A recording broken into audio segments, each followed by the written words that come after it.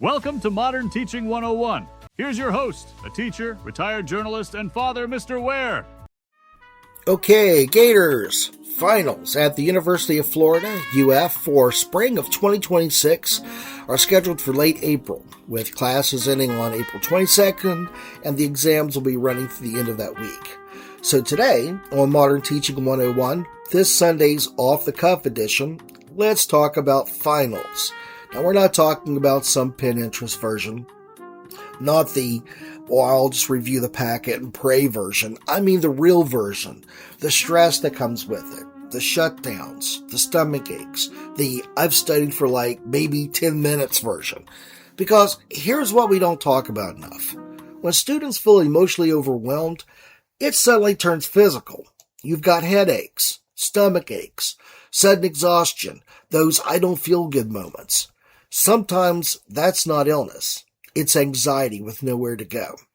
And if we don't prepare them right away, finals can become something of a survival game instead of something to conquer.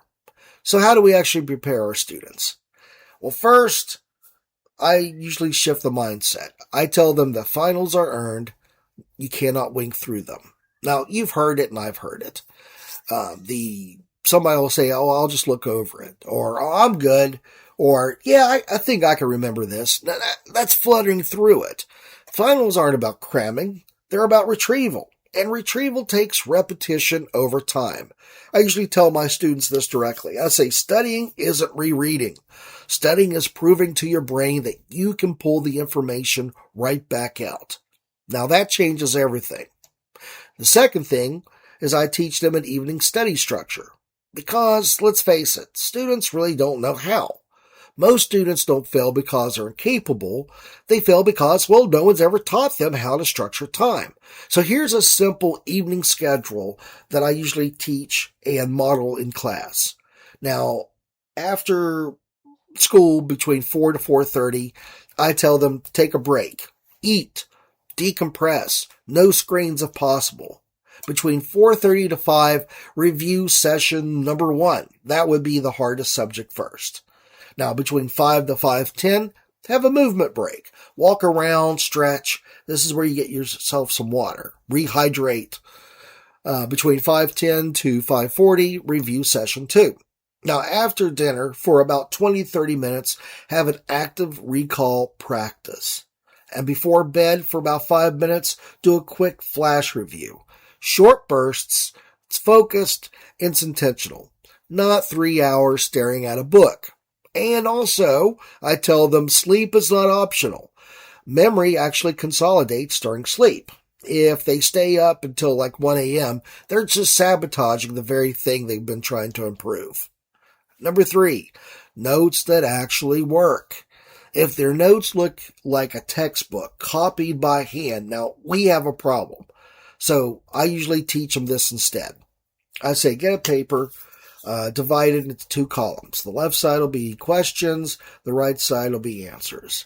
The bottom, you're going to have about 3 to 5 sentences, just summary in your own words. Now, if they can't explain it simply, they don't understand it yet.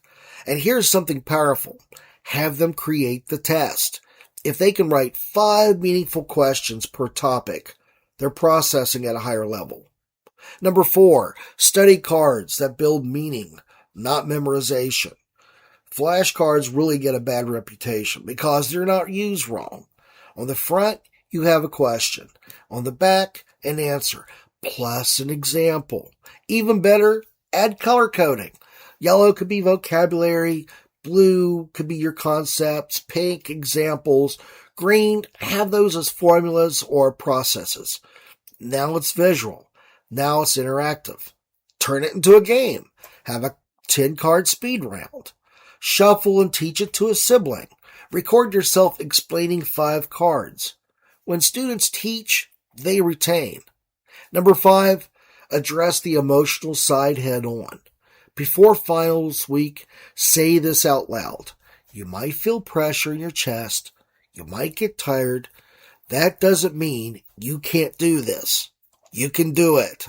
All right. Normalize it. Then give them the tools. There's a method called the 4-7-8 breathing. I'll explain that in a moment. A 67 reset before studying. Stand up about every 25 minutes. We prepare content, but we also prepare the nervous systems. Okay, so the 4-7-8 breathing. Here's a simple explanation. The 4-7-8 breathing method is a relaxing technique that helps calm the nervous system.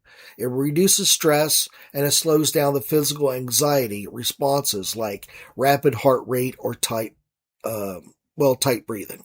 So sometimes it's also called the reset button for your body and brain. So here's how to do it. Follow this pattern. First, inhale through your nose for 4 seconds. Think slow, calm, breathe in. Then hold the breath for 7 seconds. This is where your body begins to relax and slow down. Exhale slowly through your mouth for 8 seconds. Imagine you're slowly blowing air out like you're cooling hot soup. Repeat the cycle 4 times. So why does it work? Well, in plain language, it slows down your heart rate. It signals your brain that you are safe. It helps reduce test anxiety and stress responses, and it helps students shift from panic mode to thinking mode.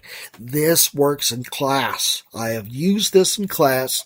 I've had students who, right during a test or something that they're working on at homework, they needed this because when students feel emotionally stressed, turning into physical symptoms like stomachache, pain, headaches, tightness in chest, this breathing method really helps interrupt that cycle. Okay, here's a final thought for today. If we want our students to take finals seriously, we have to show them how seriousness looks. That means planning, structure, practice, reflection, not panic. Finals should feel like the last mile of a marathon they've been training for, not a sprint they forgot was happening. And if this has helped you, if this kind of practical, no-nonsense teaching talk you need, well, check out our full Sunday editions of Off the Cuff right here on Modern Teaching 101. We're not just teaching content, we're teaching kids how to win. I'll see you next time